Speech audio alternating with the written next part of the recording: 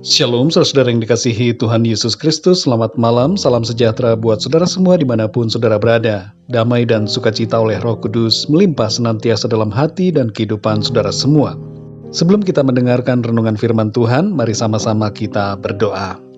Bapa kami yang di sorga, Bapa di dalam nama Tuhan Yesus Kristus.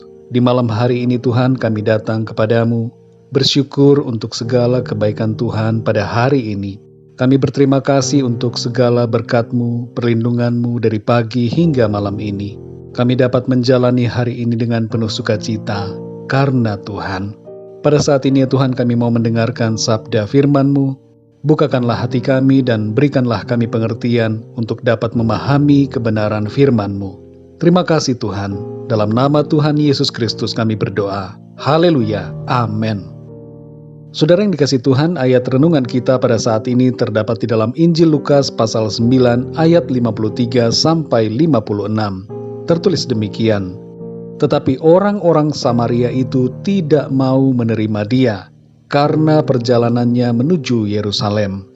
Ketika dua muridnya, yaitu Yakobus dan Yohanes, melihat hal itu, mereka berkata, Tuhan, apakah Engkau mau supaya kami menyuruh api turun dari langit untuk membinasakan mereka?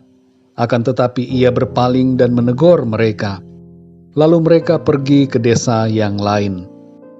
Saudara yang dikasihi Tuhan, dua murid Tuhan Yesus, yaitu Yakobus dan Yohanes, menjadi marah atas sikap orang-orang Samaria yang tidak mau menerima Tuhan Yesus. Kemarahan itu membuat mereka menyatakan keinginan mereka agar orang-orang Samaria itu disambar petir. Mereka berkata, Tuhan, apakah Engkau mau supaya kami menyuruh api turun dari langit untuk membinasakan mereka? Tapi reaksi Tuhan Yesus justru berkebalikan dengan kemarahan mereka. Tuhan menegur Yakobus dan Yohanes atas sikap mereka yang demikian.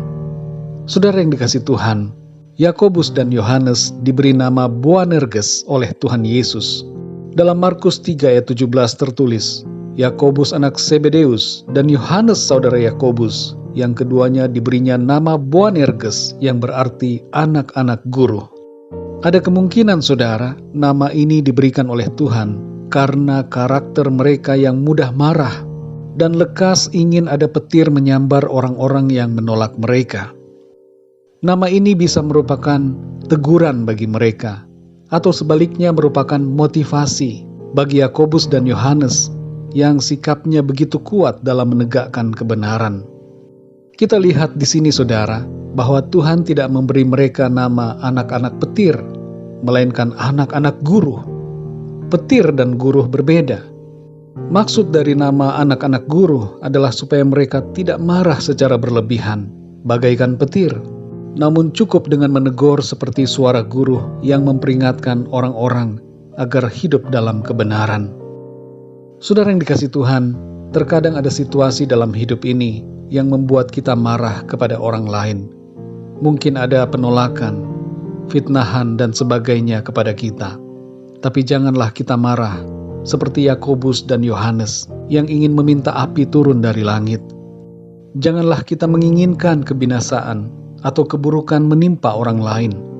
Ingatlah Tuhan Yesus yang tidak marah dan tidak mengutuki mereka.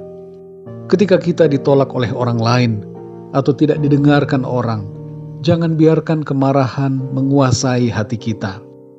Ketika kita tidak diperlakukan adil, ketika kita mengalami situasi yang tidak enak yang diakibatkan oleh perbuatan orang lain, tetap jaga hati kita supaya penuh dengan damai sejahtera. Tenangkan hati dan buang semua pikiran amarah dan kekesalan dari dalam hati kita. Pikirkanlah yang baik. Fokuslah kepada orang-orang yang menerima saudara dan majulah terus dalam kasih, kebaikan dan kebenaran Kristus.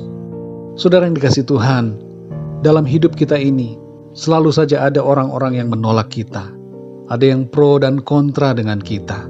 Dan ada situasi-situasi yang menguji kesabaran kita. Mari saudara, biarkanlah mereka yang memusuhi atau menolak kita.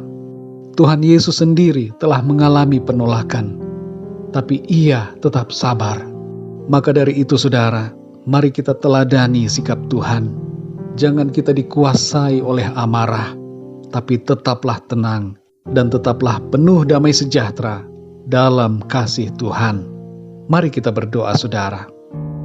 Bapa kami yang di sorga, Bapa, di dalam nama Tuhan Yesus Kristus, kami mengucap syukur untuk firman-Mu yang sudah kami dengar pada saat ini, yang mengajarkan kami untuk kami bersikap yang benar, seturut dengan kehendak-Mu.